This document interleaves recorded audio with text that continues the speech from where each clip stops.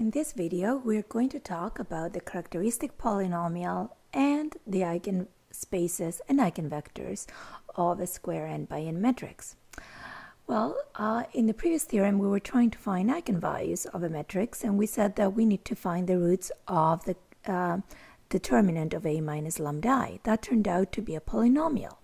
Well, that polynomial is called the characteristic polynomial of A. And of course, the roots of that polynomial are the eigenvalues of A. So if I have an eigenvalue lambda of A, we say that E lambda, the eigenspace of A corresponding to lambda, is the set of all vectors x that satisfy Ax equals lambda x. Well, that's of course equivalent to saying all x that satisfy Ax minus lambda x equals 0. That's what we did in the previous theorem. So that means that A lambda is the null space of A minus lambda I. This null space contains the 0 vector and all the eigenvectors of A that correspond to lambda.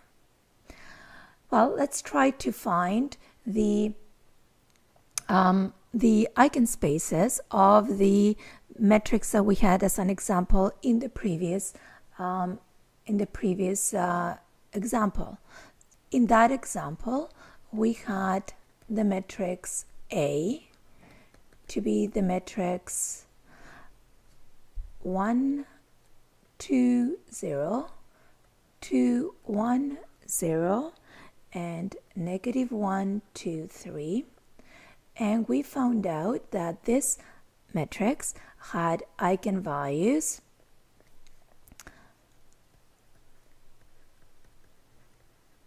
the values lambda 1 equal 3 and lambda 2 equal negative 1. So we need to find now the eigenspaces of A corresponding to these eigenvalues. So we need to find the eigenspaces corresponding to lambda 1 and lambda 2. So let's do that. In my solution, I need to find the null space of A minus lambda 1 I. So we need to find E lambda 1, which is the null space of A minus lambda 1 I, and E lambda 2, which is the null space of A minus lambda 2I.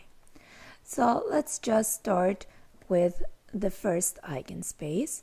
In order to do that, we would have to find A minus lambda 1I. So let me rewrite A here. That is 1, 2, 0, 2, 1, 0, and negative 1, 2, 3. And I will now subtract lambda 1I. Now let's not forget lambda 1 is equal to 3. So that is 3 times the identity matrix.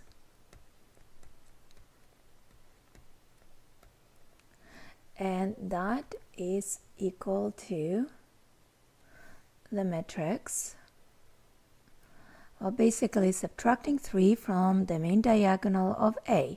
So 1 minus 3 is negative 2, 2, negative 1, 2, 1 minus 3 is negative 2, 2, and 0, 0, and 3 minus 3 is 0. So I need to find the null space of this matrix. I need to reduce it to its reduced echelon form. Now, this matrix is easy to reduce. I will leave these details out, and I'm sure that you can figure it out.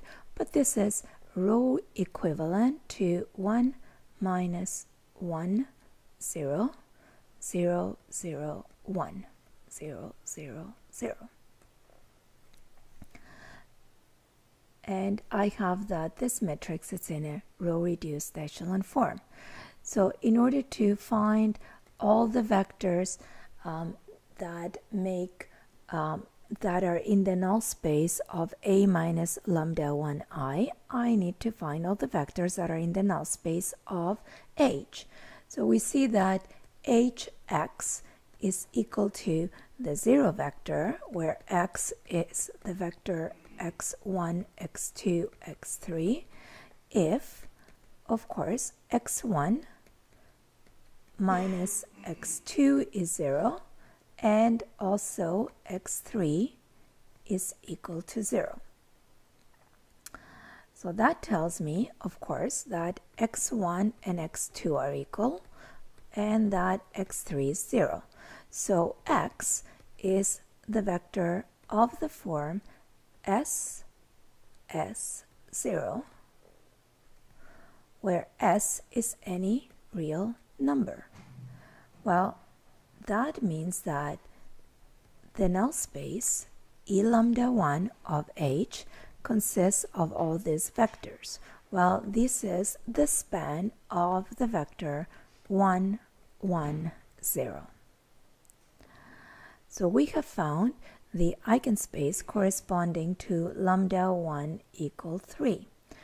And all eigenvectors of A corresponding to lambda 1 equal 3 lambda 1 equal 3 are of the form S, S, 0. Now don't forget, if we want these to be eigenvectors, we need to specify that S is not 0, because eigenvectors are non-zero vectors. Okay, so let's repeat this process for the other eigenvalue of A. So the eigenvalue lambda 2, which is equal to negative 1. So again, we need to find A minus lambda 2I.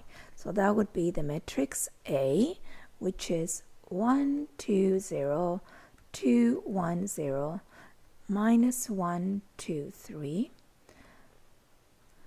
minus negative 1 times the identity matrix. So that would mean that I would have to have negative 1 along the main diagonal and 0 everywhere else. So that is the matrix 1 plus 1, so that's 2, 2, negative 1, 2, 1 plus 1 is 2, 2, and 0, 0, 3 plus 1 is 4. So we need to find the eigenspace of this matrix. And again, it is easy to see that this matrix is row equivalent to the matrix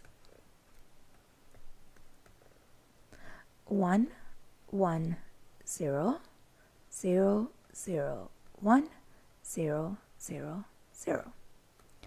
So let's call this H1. H1 is in a row-reduced echelon form, and we need all the vectors x such that A minus lambda 1I times x equals 0.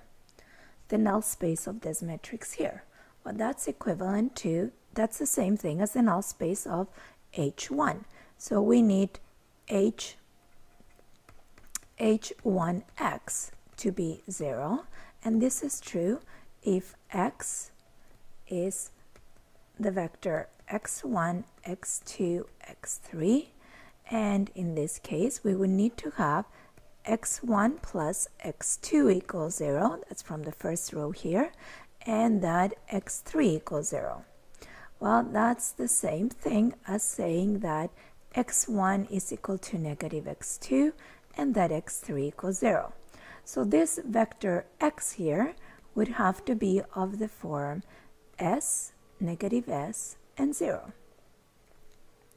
So the null space of A minus lambda 2I, or the eigenspace E lambda 2, is the span of the vector 1, negative 1, 0.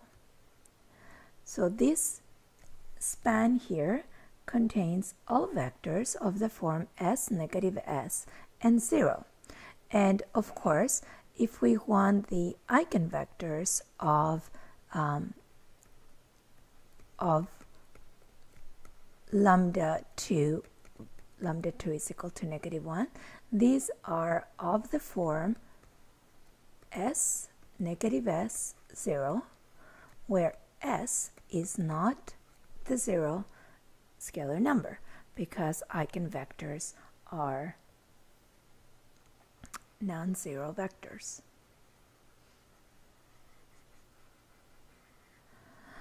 So we have found the eigenspaces of the two eigenvalues of A, and we also found